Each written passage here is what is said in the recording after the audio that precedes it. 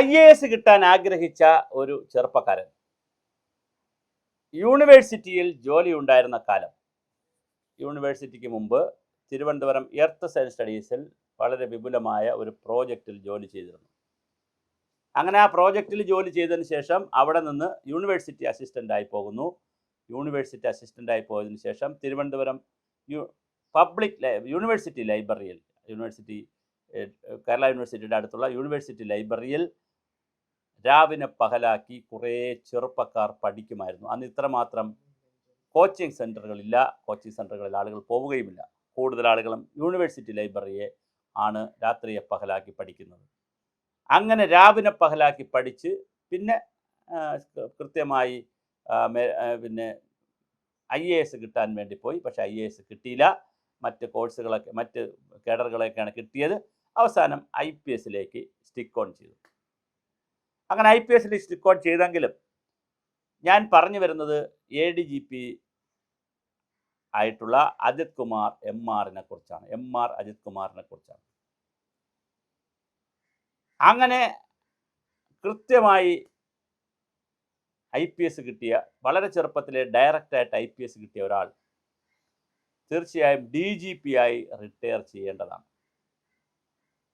Maximum പോയാൽ മറ്റൊരുപാട് പേർ സീനിയറായി ഒരേ കാലഘട്ടത്തിലുള്ളവർ കയറി വന്നാൽ ADGP ആയിട്ട് മാറും. ചിലപ്പോൾ DGPയുടെ റാങ്ക് കിട്ടും. ചിലപ്പോൾ ക്രമസമാധാനത്തിനുള്ള DGP ആകും, അല്ലെങ്കിൽ DGPയുടെ റാങ്ക് കിട്ടും. ഏതെങ്കിലും ഒന്ന് കിട്ടും. ഡയറക്റ്റായിട്ട് IPS ആവുന്നവർക്ക് അങ്ങനെ കിട്ടും. ഡയറക്റ്റായിട്ട് IAS ആവുന്നവർക്ക് ഒന്നുകിൽ ചീഫ് സെക്രട്ടറി ആകും, അല്ലെങ്കിൽ ചീഫ് സെക്രട്ടറി റാങ്ക് കിട്ടും, അല്ലെങ്കിൽ അഡീഷണൽ ചീഫ് സെക്രട്ടറിയുടെ ഏറ്റവും ഉയർന്ന പോസ്റ്റുകളിലെത്തും. ഹോം സെക്രട്ടറി വരെ എത്തിയിട്ടായിരിക്കും പോകും. ഇവിടെ അജിത് കുമാർ IPS എന്തെല്ലാം കേരളത്തിലെ തരികിട പ്രോജക്റ്റുകളുണ്ടോ, എന്തെല്ലാം ജഗബഗ പ്രോജക്റ്റുകളുണ്ടോ, അതിലെല്ലാം ഒരു സൈഡിൽ അജിത് കുമാറിൻ്റെ പേരുണ്ട്.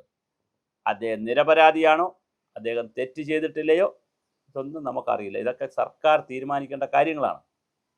കോടതിയൊക്കെ ഉള്ളതാണ് ഇവിടെ. പക്ഷെ ഏത് വിഷയമെടുത്താലും അജിത് കുമാറിൻ്റെ പേരുണ്ട്. സരിതയുടെ സോളാർ സ്കാം വന്നു, ഒരു വശത്ത് അജിത്തിൻ്റെ പേരുണ്ട്, അജിത് കുമാറിൻ്റെ പേരുണ്ട്. ശരിയോ തെറ്റോ അതുണ്ട്. സ്വപ്നയുടെ വിഷയം വന്നു, സ്വപ്നയെ ഇവിടെ നിന്ന് കടത്തിവിടുന്ന വിഷയം വന്നു, വാളയാർ ചെക്ക് പോസ്റ്റ് കടത്തിവിടുന്ന വിഷയം വന്നു, അവിടെയും അജിത്തിൻ്റെ പേരുണ്ട്. പട്ടികവർഗത്തിൽപ്പെട്ട ഏതോ ഒരാളിനെ, സബോർഡിനേറ്റ് ആയിട്ടുള്ള ഒരാളിനെ തല്ലിയതുമായി ബന്ധപ്പെടുത്തിയിട്ടുള്ള ഒരു കേസ് ഉണ്ടായിരുന്നു. അങ്ങനെ സർവീസിലുടനീളം പല കാരണങ്ങളുണ്ട്. കുറച്ച് പേര് പറയുന്നത് തൻപ്രമാണിത്വമാണ്, നമുക്കറിയില്ല, കാരണം നമ്മൾ ആ സർവീസിലുള്ള ആളല്ല. കുറച്ച് പേര് പറയുന്നത് അഹങ്കാരമാണ്, കുറച്ച് പേര് പറയുന്നത് പണത്തിന് മോഹമാണ്, കുറച്ച് പേര് പറയുന്നത് അധികാരത്തിന് മോഹമാണ്.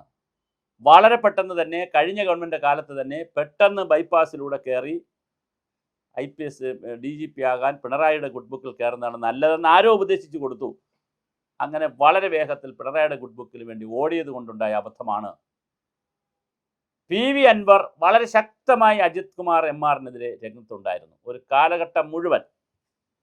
അതിനിടയിലാണ്, ഇനിയിപ്പോൾ പീരീഡും തീരാറായി, വയസ്സും ആവുന്നുണ്ടല്ലോ, ഇതിനിടയിലാണ് തിരുവനന്തപുരത്ത് ഒരു വീട് വയ്ക്കാൻ തീരുമാനിച്ചത്. ഒരു IPSകാരനെ സംബന്ധിച്ചിടത്തോളം വീട് വയ്ക്കാൻ അദ്ദേഹം, അല്ലെങ്കിൽ സാമ്പത്തികമായി മെച്ചമുള്ളൊരു കുടുംബത്തിൽപ്പെട്ടാണ്. അച്ഛനും അമ്മയ്ക്കും ഒക്കെ ജോലി ഉണ്ടായിരുന്നു, മാതാപിതാക്കൾക്ക് ജോലി ഉണ്ടായിരുന്നു, ഫാദറിനും മദറിനും ജോലി ഉണ്ടായിരുന്നു. ഒരാൾ DPAയിൽ മറ്റോ ഒരു പോസ്റ്റിലുണ്ടായിരുന്നു, മറ്റൊരാൾ മറ്റൊരു സ്ഥലത്ത് ജോലി ഉണ്ടായിരുന്നു. അപ്പോൾ അവർക്കും അത്യാവശ്യം വരുമാനം കാണുമല്ലോ. വിവാഹം കഴിച്ചത് തൃശ്ശൂർ നിന്നാണ്. അതും അത്യാവശ്യം സാമ്പത്തികമുള്ള ഒരു സ്വർണ്ണ വ്യാപാരിയുടെ, ജുവലറി വ്യാപാരിയുടെ മറ്റോ മകളെയാണ്. അപ്പോൾ സ്വാഭാവികമായിട്ട് അതിലും സാമ്പത്തികമുണ്ട്. സാമ്പത്തികമൊക്കെ ഫാമിലിയിലുണ്ട്. അതുകൊണ്ട് തിരുവനന്തപുരത്ത് ഒരു വീട് വയ്ക്കാൻ തീരുമാനിച്ചു അജിത് കുമാർ. അതിൻ്റെ സെല്ലാർ, പിന്നെ ഗുഹ, അകറ, നിറ, മുകളിൽ താഴെയൊക്കെ വലിയ വീട് വയ്ക്കാൻ തീരുമാനിച്ചു കവടിയാറിൽ. അതിലും ഒരുപാട് ദുരൂഹത ചാനലുകൾ എടുത്തടിച്ചു. വീട് പൂർത്തിയായിട്ടില്ല. എന്തായാലും കഴിഞ്ഞ ഒരു 4-5 വർഷക്കാലം കൊണ്ട് ADGP അജിത് കുമാർ വലിയ പ്രതിരോധത്തിലാണ് ചെന്നുപെട്ടിരിക്കുന്നത്. ഇതിനിടയിലാണ് ആലപ്പുഴയിലെ SD തോമസും അതുപോലെ യൂത്ത് കോൺഗ്രസിൻ്റെ ആളുകളും പിണറായി വിജയൻ്റെ വാഹനത്തെ തടയാൻ ശ്രമിച്ചു എന്ന് വരിൽ ഗൺമാന്മാർ രക്ഷാപ്രവർത്തനം തുടങ്ങി തലങ്ങും വിലങ്ങും തലതല്ലി പൊട്ടിച്ചത് ഈ 2 ചെറുപ്പക്കാരുടെ. അതിൽ ഒരാളിനെ വല്ലാതെ ക്രൂരമായി മർദ്ദിച്ചു. അതിൻ്റെ റിപ്പോർട്ട്, ആലപ്പുഴയിൽ നിന്നുള്ള അതിൻ്റെ റിപ്പോർട്ട് അട്ടിമറിക്കുന്നതിൽ അജിത് കുമാറിന് പങ്കുണ്ട് എന്നൊരു വാദവും ഇപ്പോൾ എയറിലുണ്ട്. എന്തായാലും അജിത് കുമാർ IPSൻ്റെ കഷ്ടകാലമാണോ നല്ല കാലമോ എന്നറിയില്ല. ഇതിനിടയിൽ പോലീസിൽ വിജയൻ IPSും അജിത് കുമാർ IPS, വിജയൻ IPSൻ്റെ സസ്പെൻഷനുമായി ബന്ധപ്പെടുത്തിയും ഈ അജിത് കുമാറിൻ്റെ പേര് എയറിൽ കേട്ടിരുന്നു. നമുക്കിതിൻ്റെ ഓരോ വിഷയങ്ങൾ അറിയത്തില്ല. അതുകൊണ്ട് നമുക്ക് അജിത് കുമാറിനെയും ബ്ലെയിം ചെയ്യാൻ ഞാനില്ല, മറ്റ് സംവിധാനങ്ങളെയും ഞാൻ ബ്ലെയിം ചെയ്യുന്നില്ല. പക്ഷേ അജിത് കുമാറിനെ പോലെയുള്ളവരോട് ചോദിക്കാനുള്ളത്, അല്ലെങ്കിൽ ഇനി വരുന്ന IPSകാരോട് ചോദിക്കാനുള്ളത്, IASകാരോട് ചോദിക്കാനുള്ളത്, എത്രയോ മഹാരഥന്മാർ ഇവിടെ IPSലും IASലും ഒക്കെ വന്നിരുന്ന് ക്യാബിനറ്റ് സെക്രട്ടറി വരെയും കേന്ദ്ര സെക്രട്ടറി വരെയും ഇൻ്റലിജൻസിൻ്റെ സെക്രട്ടറി വരെയും CBI ഡയറക്ടർ വരെ ആയിട്ടൊക്കെ ഇരുന്ന് മനോഹരമായി റിട്ടയർ ചെയ്ത് പോകുന്നു. റിട്ടയർ ചെയ്യുമ്പോൾ അവർക്ക് വേറെ പോസ്റ്റുകളും കിട്ടുന്നു. എന്തേ അജിത് കുമാർമാർ ഇങ്ങനെ ഈ പറയുന്ന സകല അഴുക്കിലും ചെന്ന് പെടുന്നു, അല്ലെങ്കിൽ ആളുകൾ പെടുത്തുന്നു, അല്ലെങ്കിൽ ആളുകൾ ചേർത്ത് പറയുന്നു? കുറ്റം അങ്ങനെയും ഉണ്ടല്ലോ. ചിലപ്പോൾ ചിലർ ഒരു കള്ളൻ ഒരു പോലീസ് സ്റ്റേഷനിൽ ഒരിക്കലും ഒരു കള്ളത്തരത്തിന് ഒരാൾ ചെയ്തതായി സംശയം വന്നാൽ പിന്നെ സ്റ്റേഷൻ പരിധിയിൽ ഏത് മോഷണം നടന്നാലും അദ്ദേഹത്തെ ആദ്യം നോക്കും എന്ന് പറഞ്ഞതുപോലെ, ഏതെങ്കിലും ഒരു വിഷയത്തിൽ അജിത് കുമാറിൻ്റെ ഒരു ബാഡ് മാർക്ക് വന്നിട്ടുണ്ടെങ്കിൽ പിന്നെ എന്ത് വന്നാലും അജിത് കുമാറിൻ്റെ മണ്ടയിൽ വയ്ക്കുന്ന ഒരു ശീലമുണ്ടോ എന്നുള്ളതും നമുക്ക് ചർച്ച ചെയ്യപ്പെടണം. നമ്മളെ സംബന്ധിച്ചിടത്തോളം ഇത് വളരെ ക്രിസ്റ്റൽ ക്ലിയർ ആണ്. അജിത് കുമാറിൻ്റെ ദിവസങ്ങൾ എണ്ണുകയും അദ്ദേഹത്തിന് കൃത്യമായ സസ്പെൻഷൻ ഉൾപ്പെടെയുള്ള നടപടികൾ ലഭിക്കാനുള്ള സാധ്യതയുണ്ടെന്നാണ് എല്ലാ ചാനലുകളും വലിയ തോതിൽ റിപ്പോർട്ട് ചെയ്യുന്നത്. അജിത് കുമാർ പ്രതിയാകാനുള്ള സാധ്യതയുണ്ട് എന്നാണ് പറയുന്നത്. പക്ഷേ നമ്മുടെ DGPയുടെ റിപ്പോർട്ടിനെ അടിസ്ഥാനമാക്കിയിരിക്കും ADGP റാങ്കിലുള്ള വളരെ പ്രധാനപ്പെട്ട ഒരു ഉദ്യോഗസ്ഥനെതിരെ അങ്ങനെയൊക്കെ വരുമോ എന്നുള്ളതും വലിയ സംശയമാണ്. പക്ഷേ വലിയ തോതിലാണ് അജിത് കുമാർ എന്ന് പറയുന്ന MR അജിത് കുമാർ എന്ന് പറയുന്ന IPSകാരനെതിരെ ശക്തമായ രീതിയിൽ എല്ലാ ഭാഗത്തു നിന്നും, PV അൻവറിൻ്റെ ഭാഗത്തു നിന്നാകട്ടെ മറ്റ് പലയിടത്തു നിന്നാകട്ടെ എതിർപ്പ് വരുന്നത്. എല്ലാ ഭാഗത്തു നിന്നും എനിക്കൊരു എതിർപ്പ് വരികയാണെങ്കിൽ ഞാൻ കണ്ണാടിയിൽ നോക്കേണ്ട ആവശ്യമുണ്ട്. അല്ല, ഞാൻ കണ്ണാടിയിൽ നോക്കിയില്ലെങ്കിൽ എൻ്റെ ഭാഗം ശരിയാണോ എന്നുള്ളതും വളരെ പ്രധാനമാണ്. ഞാൻ എന്നത് അജിത് കുമാർ തീർച്ചയായും പരിശോധിക്കേണ്ടതാണ്.